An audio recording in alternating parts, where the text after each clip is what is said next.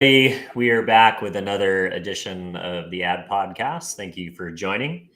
Today, we have an exciting guest for you guys. We have Tom Shay, who I was able to connect with recently at the SEMA show in Las Vegas. Tom is a small business educator. He's written over 12 books about profit and loss, marketing, and how to grow your business. And Tom is a regular speaker on the conference circuit on all of these topics. Tom, thanks so much for coming on the show, man. Oh, thanks for the invitation. Sorry we didn't get to make it work while we were at SEMA, but SEMA and Las Vegas in general, best laid plans of men is what I usually say. I try my best to do interviews in person, but I would say a good majority of them end up happening after the fact in this type of a context. Las Vegas is too often, for too many people, a distraction unto itself. I spoke at the student scholarship breakfast this year, and I made a point to tell them, this is Las Vegas, and this is SEMA. SEMA happens 1 week of the year. Las Vegas happens the other 51. Good point. You're coming to be a part of SEMA. I think too many of the students never realize what it is. I gave an example of a baseball player, which for the life of me, I cannot figure out who it was that said this. But this guy got called up to the majors. And in his very first year, they go and win the World Series. And wow. Since he had never been back to the World Series again. And he says, I wish I had understood the importance of it at that time. I just thought, well, that's what you do every year. You play in October and you get to do all this fun stuff. And he says, no, he says, that was special. And I said, that's just like SEMA.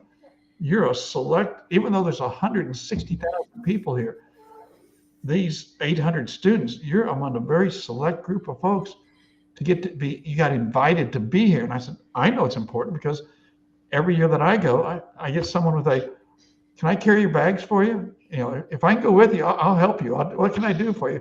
Would you take me along with you? And I said, no, unfortunately, it doesn't work that way. So the point was, folks, this is special. Don't waste it and don't go screw it up by when you're done today, going out and hitting the strip and doing all the partying to 2 or 3, 4 in the morning and then coming back and walking like a zombie the rest of the time.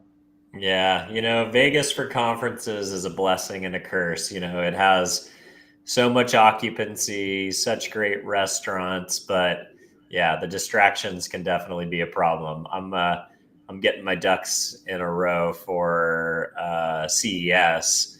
We're doing a sales creator house at the Palm, and we're going to be doing content and podcasts and dinners and events, but just trying to get people over to the Palm is going to be a nightmare in itself. Yeah, I think about all those folks who, well, in the old days, if you'd been back to SEMA long before I had Uber and Lyft, oh my gosh, 4 o'clock in the afternoon, it was just crazy. I mean, I did not imagine that many taxis existed. Is SEMA one of the bigger shows in Vegas? It is the biggest show. Wow, that's crazy. The SEMA folks in sharing statistics with me said we have surpassed CES in attendance. Wow. Well, I did see that. I use a software called Vendalux. That's how I found you. And I do think I saw SEMA was ahead of CES on the overall rankings. So yeah, that's wild. Well, good stuff, man. Well, hey, let's hop into your background a little bit. So tell me a little bit about your background. How'd you get into educating small businesses about, how they can be more profitable and run their enterprises better? Well, it has to go back to how I can get to have the knowledge. That's the key part. Yeah, of course. So long about 1924, 100 years ago, my great-grandfather had a job working for a man who had a general store. And he tried to persuade the man to add a gas pump, and the guy wouldn't do it. So my great-grandfather bought the piece of land across the street. And when he handed in his notice, the man's like, where are you going? He says, oh, that thing we've been watching across the street being built. That's my business. And that's why you see the gas pump out front. I think it's going to go. And the odd part is when I'm in my hometown, no one remembers this man or his business. But last night I was sitting there and saw a social media post, and it's like, what do you remember? Tell me businesses that you remember here. And I was impressed as to how many times the next generation, my grandfather, came up. That people, I remember going to his business. Well, in my hometown, he was famous because his name was Buster Brown. And most people go, oh, I remember Buster Brown clothes, Buster Brown shoes. No, that's a cartoon character. My grandfather was the human Buster Brown. And by the time, Wow. but when he got into it and running the business, it occupied a whole city block. And so That's people say, crazy. what did your business sell? And I said, it'd be easier if I told you what we did not sell. I mean, it's a much shorter list. Army base nearby. My dad was stationed there, and he was inducted into the Army. It's the same place where Elvis got his start in the Army. Met my mom, and there I was. So I just fell into the business. Well, yeah, this is what I'm supposed to do. The plus to it is that having the experience is what allows me to do what I do and allows me what I do uniquely. Because I find so many people who are these experts or speakers out there. And I have a blurb sheet that I will use occasionally. I said, so is your expert really a small business owner or just someone who worked in small business? Did they ever sign a lease? Did they ever decide the name of a business? Did they ever decide where it was going to locate, how much space it was going to occupy, how many people you're going to employ, what products and services you're going to offer? Did they go through all that? Or is your expert just someone who worked for somebody in the trade? And I go, I'm in the first group. I am the expert. I've been there. And as Mark Twain once said, a man who's had a cat by the tail knows a whole lot more than the man who read about it.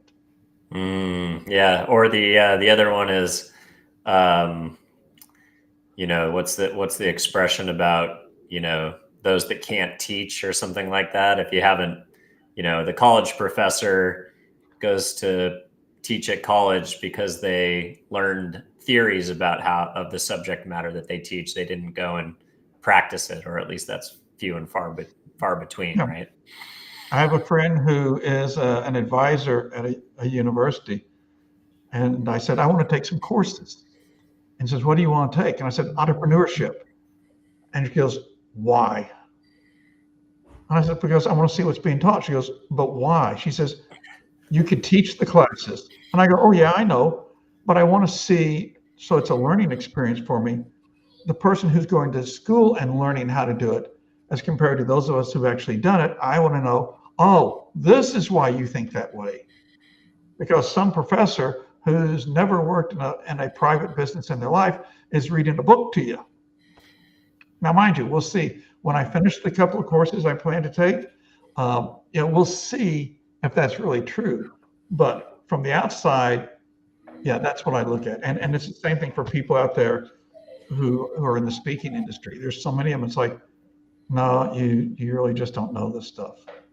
Yeah, no, I think you're right. I mean, I think a lot of colleges are getting better at this. Here in San Diego, we have San Diego State, which has a pretty decent entrepreneurial program where, they get the alumni who've actually gone out and created businesses and had exits. They come back as either permanent professors and or lecturers. But, admittedly, I went to college at UCSB. I studied film from professors of film, not people who made movies. To my lack of expertise getting out of college and having no real skills other than being able to watch a movie and write a paper about it. Luckily I interned for a couple of years at the Montecito Picture Company and at the Santa Barbara Film Festival. So I kind of made my own resume. But definitely, if I didn't do that, I would have been out of luck when I got out of school. So I love that context. So another question I wanted to ask you, I had read something on your site or kind of going through your stuff today about how, a lot of people, a lot of small business owners or entrepreneurs, they spend all this time earning money, and then they keep their margins as high as possible, and they reinvest the minimum amount back into the business, and then they make money, and then they take money out of it, and then they invest in stuff that they don't know. They invest in startups, they invest in real estate, they invest in Bitcoin, they invest in equity, where the number one place a small business owner should be investing is in their own company. That's the thing they know. That is their wealth propulsion system. So why do small business owners sometimes look at their business as the last place that they should invest in versus the first place? Because I find the very majority of them never know what the return on investment rate is on the business. Okay, so you go out and buy any of the things that you mentioned.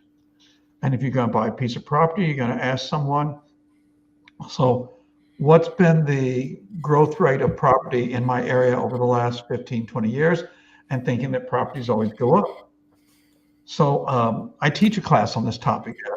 On my website, I like people to make decisions not based on me, but on their own business. So I've built these calculators. I've got like 47 of them I've built that I can take any question that you want to ask about business and say, let's take your financial information and you punch it into this one or that calculator and come up with the numbers. And let's see what the answer really is, not just what someone standing on stage told you.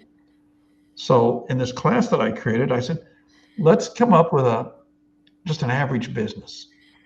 So when I did it the last time, I said, okay, well, how much revenue? What's your cost of goods sold? What's your expenses? How much do you carry on the books from your customers? Bunch of questions like that.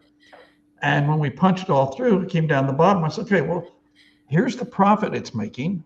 Here's its revenue. But the number I want to look at is down in the bottom corner. It's called ROI, return on investment. What's the return that the investment you've got in your business is growing? And I said, so our answer in this sample one was 19-point-something%. I said, okay, those of you who go out and invest in all the things that you just named, have any of you got anything that's producing 19 points%? Probably not. Well, then let me follow up the question. Are you happy with this? And oh yeah, and I said, well, let me show you this. Before you're all happy and all, what if I could learn to reduce expenses? Well, the classic example usually is looking at the room that we're in the convention hall and it's icy cold. I go, would you make your business this cold unless you were in a meat market? No, you wouldn't. Okay, could you save electricity? Well, let's save just a few thousand a year on electric bill. And you could do also by reevaluating your insurance every year or other items that you've got on ongoing expenses. And then let me have you look at, if you're selling product, what you're paying for your products. For example, do you buy them in bulk and get a better deal? Or are you taking buy them as needed? What's the difference? And to answer that question, I got another calculator that'll tell you how to make that decision. At which point, it's not like it's this one or that one. Each of them are right up to a point, and then it becomes the other one that's right. But you got to know, when does that point occur? I said, so let's plug those numbers in. We changed it. And all of a sudden I go, ooh, now look at the bottom corner, 27%. Okay, you were just happy at 19. I just raised you up to 27%. Okay, now are you happy? And they're getting low. And I go, the shoe's going to drop here in a moment. Yes, it is. And I said, all right, so let me look at this one. Again, for those of us who sell products, let's look at from how much stuff you got sitting there that you just haven't sold it. It just sits there and gets old and old and old. Okay, would you give me numbers? And they gave numbers. Here's what percentage of what I think I have is just not selling. I said, all right, so what if I could just get rid of them and get you your money back? Just cost, no money making, just cost.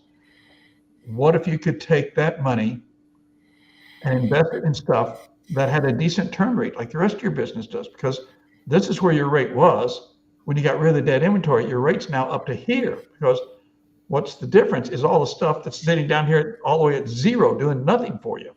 And now I'm putting it back into action. And I said, now let's punch in the numbers. And when we come back, the answer was 42. I go, you were happy at 19. I can tell you, pay a little attention to your business. Okay, it could be 42. And to this day, I remember a guy's name was Harold, and he was from South Florida. And at this conference I was at every year, Harold was always there. We had great conversations. Welcome, Harold. How are you? And he said, when I worked for, and he named a major retail chain store, if I had a 42% ROI, I'd been fired. And I'm like, oh my gosh. I thought I was impressive at 42, and you just shot me down and said, hey, and I go, folks, I don't know what the limit is. I don't know how far it could be. But what I'm trying to send you home with is, here's 2 calculators to go work with and understand it's working your numbers. Now, to add to that, a guy from California, we went to dinner. I was at it. His company that he bought from had an event, and he said, can we go have dinner together? All right, so we go to a Red Robin. We're having a hamburger and a beer. And we're talking about business, and he made a comment that's to the effect of, I like to have, I think it was $100,000 sitting in my checking account at all times. I go, what? And he goes, 100,000. And I says, look, I know this company that you work with, and when they find somebody good, they like to invest in them. They would invest providing you with inventory on a note and fixtures and equipment, as long as you walk in with something. And I said, you could easily take today and cut that down to 25 grand. Take the 75,000, walk into them tomorrow and say, I want to buy another one. And they jump on it in a heartbeat. No, he says, I can't sleep at night. I need the $100,000. And I says, I got a solution for you. Benadryl. So small business owners are too conservative with cash on hand. Yeah, well, of course, see, here's the question, and it shows you they're not truly business people. A person one day left me a note. You talked about cash through the whole session, and you never told me how much money I needed to have on hand. I go, I can't do that. I don't know any of the particulars of your business. Now, if I saw your financial stuff, I'll get you kind of close. But it also comes back to the Benadryl guy. What makes you comfortable? But yeah, sitting with that kind of cash, sitting there doing absolutely nothing. You laugh when you heard the story about your great-grandparents who great-grandma put money under a mattress, or great-grandpa put it in a tobacco can and buried it in the backyard, and you thought that was funny. You buried it in a checking account. Yeah, you gave it to somebody else to make interest on. So, go figure. Yeah, no, that's interesting. That's you're already challenging some of my own small business beliefs. All right. So, there's so much fanfare around startups. They seem to be kind of the dream, I suppose, of those that like to call themselves entrepreneurs, to go out and build something from scratch that you have a vision around. But 90%, I think, is the number of startups fail. And we are living through the largest transfer of wealth in the history of our country, with the baby boomers retiring and having lots of businesses. I think I've heard a statistic that over 80% of businesses that are owned by the baby boomers will transfer to no one. So that will basically just, shut their doors and stop operating because there's either ungrateful kids that don't care, don't know how to run the business, nobody to buy it, no transition planning. Should potential would-be aspirational entrepreneurs, should they start a company, or should they be looking at the limitless opportunities of buying a business versus starting a business? Okay, well, let's separate entrepreneurs first. These aren't entrepreneurs. They're people who buy a job. There's a difference. Big difference. Okay, you got the majority of them out there who know how to do something. Okay, whatever it is. not necessarily technical skills, but they know how to do something or they love something. Walk into a pet store. I've never seen a pet store owner who doesn't love pets. I've never seen someone at SEMA who doesn't like vehicles. Okay. So they buy themselves a job. And then the unfortunate thing I hear from them is like, well, I don't make as much money as I could elsewhere, but I'm doing what I like. And I go, but who said you had to make a choice? Why do you think it's one or the other? You know, it's just, that's, it's like, I don't think you're old enough to remember Steve Martin when he first started as a comedian. Probably predates when he just started out. Was probably predated me. Obviously, Okay. I remember Steve Martin for sure. So he had a routine where he would come out on stage with his ukulele. And Oh yeah, I remember. I've seen that bit.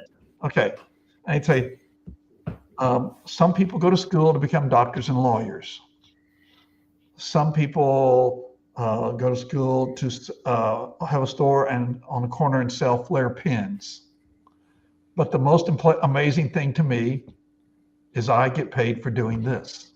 Okay, and that to me, that's way our owner should look at it.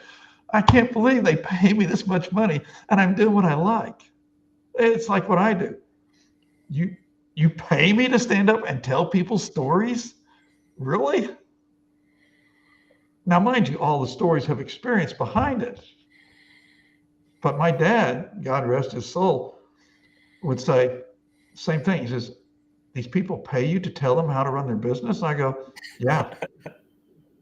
Well, don't they know how to do this? And I said, no, they don't. They're doing what they love, but they're not doing it with knowledge. It's so much easier to have the business running right, have your forecast that tell you here's how much money you're going to make and all. And then once you've done your owner responsibilities, you can go out to your sales floor, you can go call on customers, whatever it is that you can go turn wrenches. And I find that I smile a whole lot more when I know there's money sitting in my pocket, the amount of money I need. And I know that there's going to be the money there to pay the bills going forward. It's a whole lot more fun when I know I'm going to win the game. Yeah, that's a great point.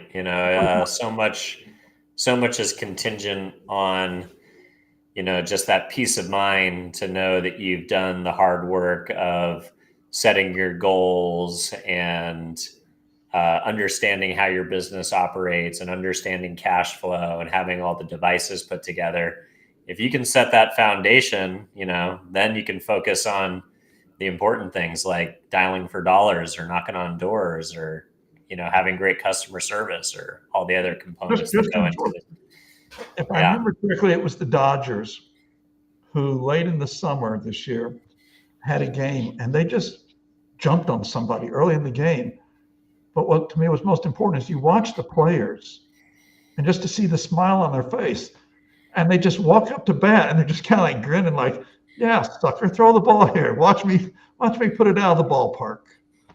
Because they knew they were winning. They knew they were on top of the game. Okay. And they played so comfortably in what they were doing. It's the same thing with a business. I'm having a good time. Why? Because I know we're going to make money on this. I understand what I'm doing in the back. Now I can come out and do the fun stuff. I mean, I got into the business because I wanted to be my mom and dad.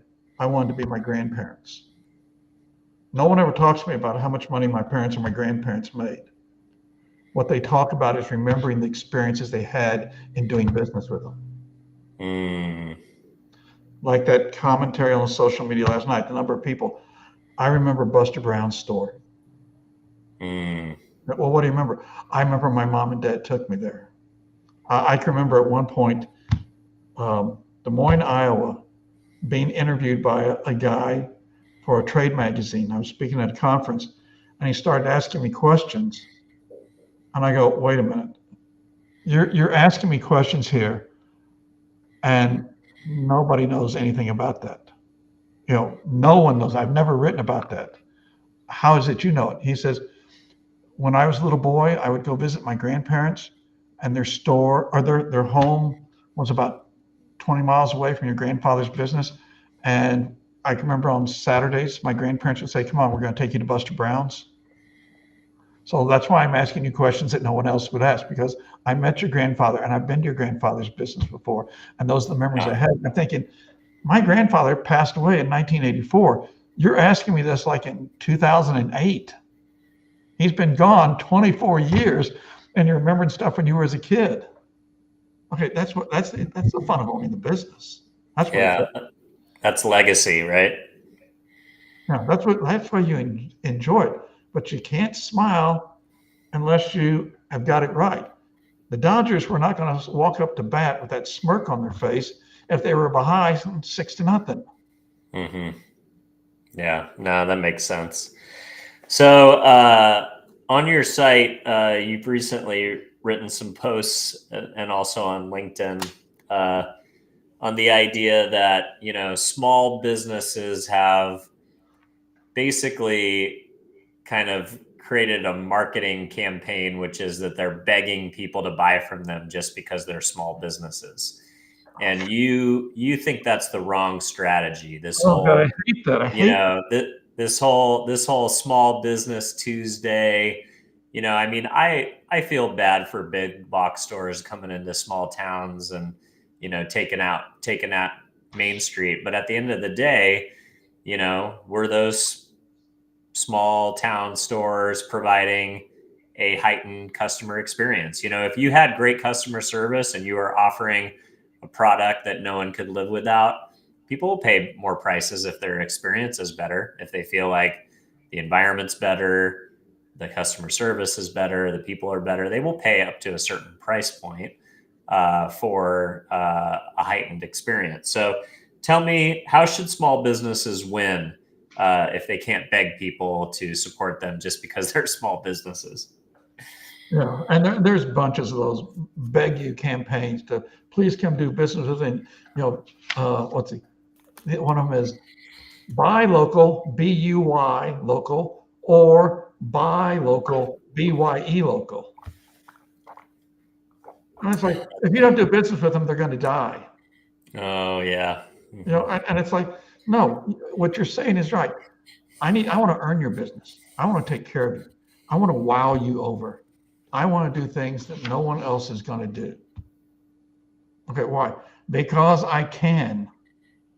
Because I can impress you. I can say thank you for coming and doing business with me. I can remember you. I can do stuff that no one else do. When you go into any chain store out in your area, right, and see how they take care of customers, it is not hard to beat that crap. It's just No, not not hard. at all. Not at all. I mean, retail has become a modern day apocalypse. I like to go into electronic stores because, I need stuff from time to time. I have a camera sitting that I'm talking into right now. I got a podcasting microphone here. I got a light here. And I got a whole host of stuff back here that I'm constantly buying electronics because I want, bigger, faster, smaller is the name of the game for me. It's neat stuff. But yeah, and it's fun stuff. But that's probably the only thing I buy is electronics. But I'll go into a big box store that will remain unnamed because a lot of people who watch this show are from the marketing profession, and there's a handful of them from this chain. And the people in there do not know anything about anything anymore. I say, hey, where's the podcast microphones? They point me in. I have to go to 10 different departments to finally get to the podcasting microphones, to finally get somebody who's willing to open up the case because, everybody steals everything out of the stores now. And, by the time I walk out, I'm like, I could have just gone to Amazon, but I like to go into a place because I think I might be able to get some expertise and I can deal with a retail professional that knows something. But that is a hard thing to ask for these days. Or I don't think it's hard, but it's definitely a hard thing to find. And then I juxtapose that between the last deep sea fishing trip I went on. I didn't go to a sporting goods store. I went to a specialty fishing store because I wanted to get set up. I wanted my pole to be set, and I wanted to go out on these tuna boats and get my couple of hogs. And, I'm sure I paid a lot more money, and I was glad to do it because I got a professional who was experienced and knowledgeable and had good customer service, and they set me up right, and I was willing to pay for that.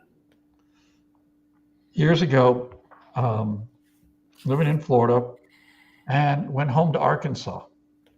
And this is at the time when I see you've got one of those little rubber wristband things. Yeah, this is the Jocko conference. Jocko Willing, he's a Navy SEALs who had a conference recently, and well, it actually wasn't even that long ago. It was probably 3 months, and I keep this on to be a reminder of the stuff that I learned at that conference. So there was also, when those first came out, little things called silly bands. They were like a rubber band, different colors, and when you laid them down on something, they had a shape. Okay, it could be all kinds of different shapes. You pick whatever you wanted. So in this mall, here's a kiosk, and my wife and I are walking by, and I go, okay, let me stop here because I'm a diehard Razorback fan, and let's see if they have Razorback silly bands. I go, great, I'll take a package. Now, what is it? And it was, $4.99 plus tax, and it's got a bunch of them in it. Take the package. I hand him a $10 bill.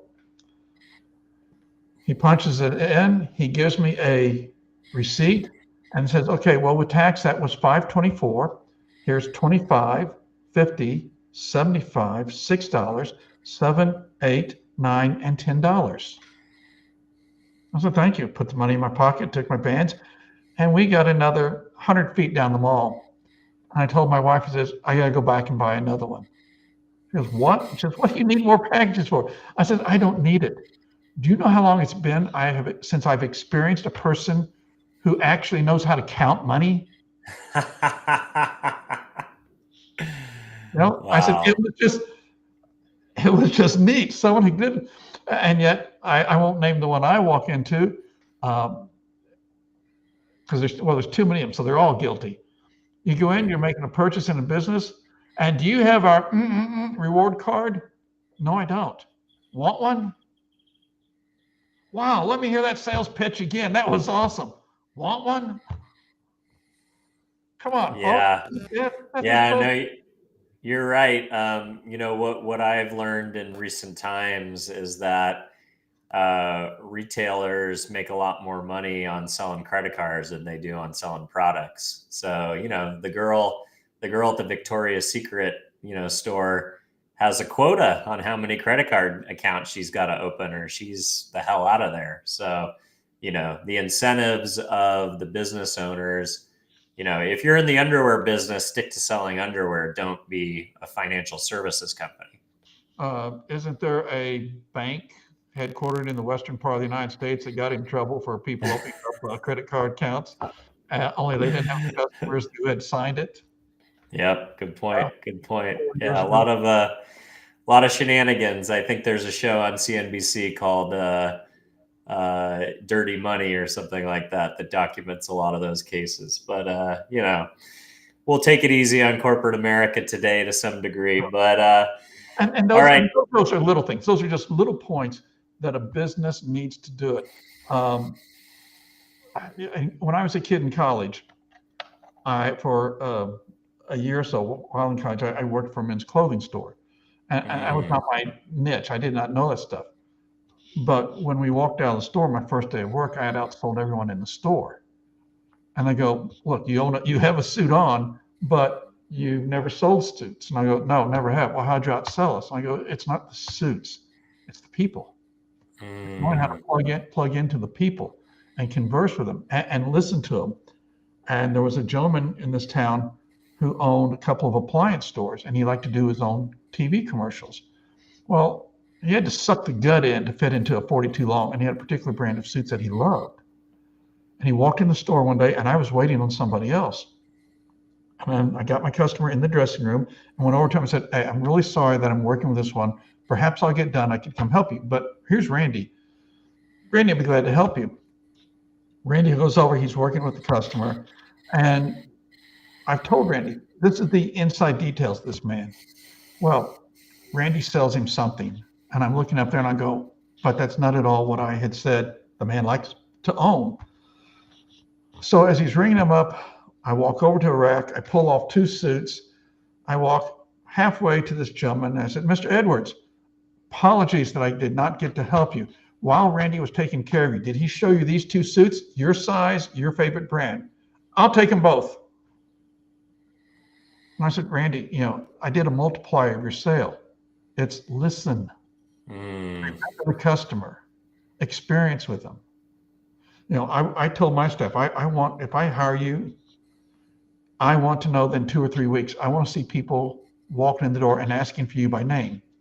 And as long as they do not have a gun or a warrant for your arrest, I'm pretty good. I think there's a good reason why they came to see you. Oh, that's great. That's just part of it. The other aspect, it's the business owner knowing how to do the business.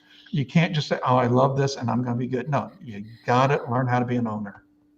Yeah, no, that's great. I think, so many people get into running a small business because it seems fun. I just came back from the Arrival show here in San Diego where, I met countless tour operators that were corporate folks before, and then they wanted to run a food tour, run a kayaking tour, run a hot air balloon tour.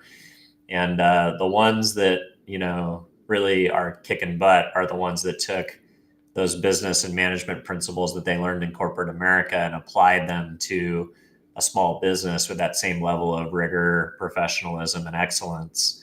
And if you don't know your numbers, then there's going to be problems, and that's going to translate, like you said, to the rest of the business. So, but then Tom, go ahead. You mentioned the boomers, okay? And as the boomers age out, it's not an issue. What I'm seeing in currently news is, oh my gosh, look at all the Fridays that closed. Oh my gosh, look at all the Applebee's that closed, and the Red Lobsters, and so closed, and this closed, and then the one in the last couple of weeks where people say, oh my gosh, True Value Hardware closed down. And I want to clarify, no, True Value did not close. True Value, the wholesaler, closed. True Value, the retailers, are all independently owned local businesses. Okay, but that's not a sign of problems in business. That's people who put up too many locations. When things were going good, they did not know when to stop. Okay. Small business owners are like sharks and cockroaches.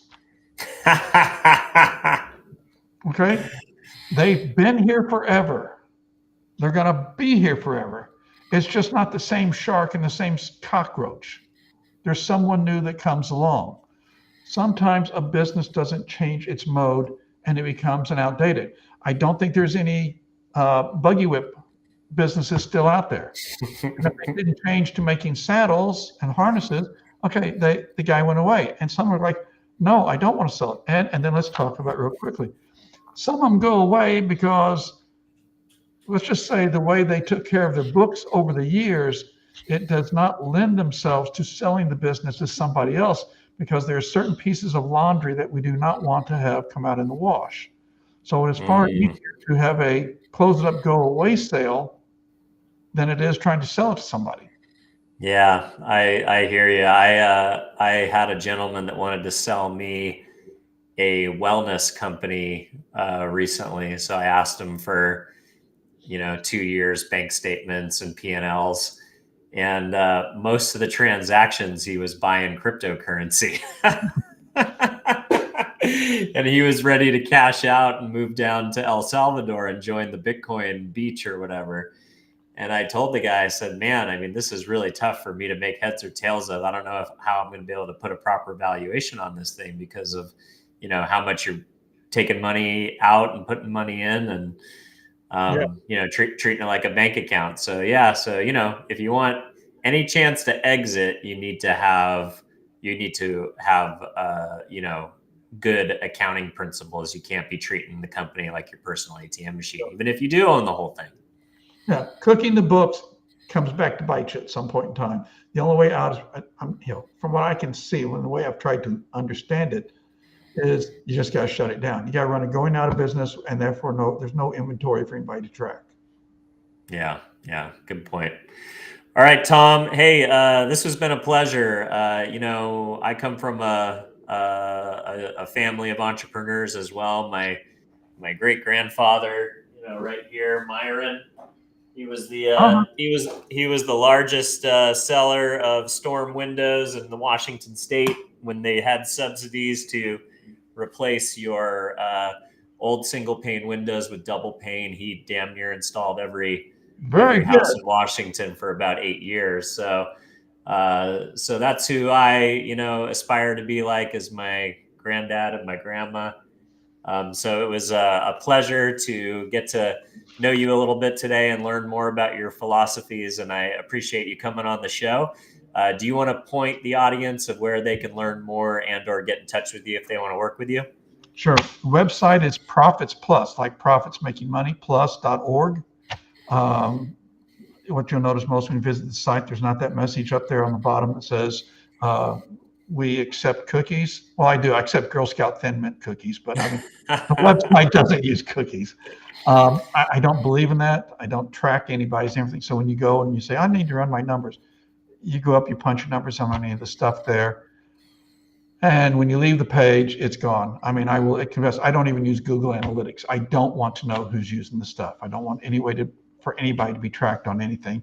There's 500 and some odd articles that I've written over the years there and a bunch of other stuff there. It's the largest small business website that exists. Last time I took a count, it was over 1,000 pages of stuff. Wow. Well, that's an awesome resource. I'll definitely be checking there for anybody. I want you to make decisions with information, not with well, so-and-so said you need to change this. The numbers are different for everybody's business. Know only your numbers. I love it. I love it. Well, thanks again for coming on, Tom. So for those of you who are following along at home, if you enjoyed the show today, wherever you're watching or listening, don't forget to subscribe. If you leave us a review, that's how we find a more organic audience. And most importantly, if there's a small business owner or someone out there who wants to buy a business, or just a business owner that doesn't know their numbers, you better show this episode that I had with Tom today. So Thanks so much for coming on, Tom. Appreciate it. Thanks, my friend. Enjoyed the visit. Thank you. Have a good one. Okay, bye.